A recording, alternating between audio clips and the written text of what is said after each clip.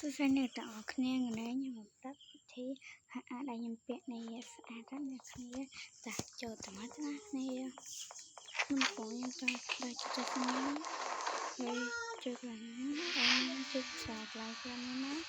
ហើយនាងចេះនៅក្នុងកំផើគ្នាចង់ដកក្បាលនេះនឹងស្រាប់នេះគ្នាចូលអានេះមកគ្នាដកអានេះមកនេះមកស្រាប់វាក៏បានដែរស្អាតនៅគ្នាស្អាតណាស់អត់ប្រហែលដែរ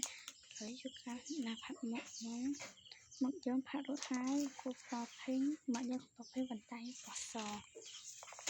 ចេះណាអ្នកស្គ្នានេះយើងចង់ដាក់ធ្វើឲ្យក្បាលនេះហាក់ស្អាតយំ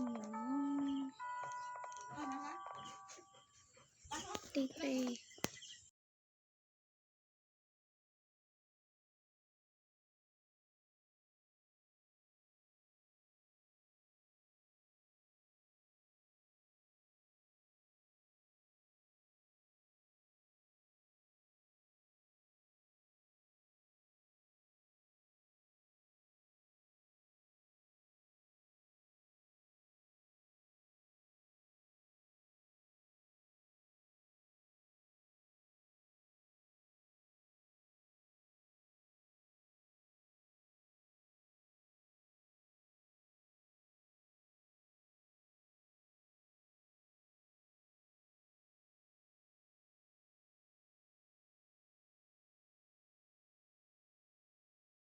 អូម៉ាកឈុតទី2យើងនៅក្នុងដែលខ្ញុំចង់ឲ្យប្រាប់មកណា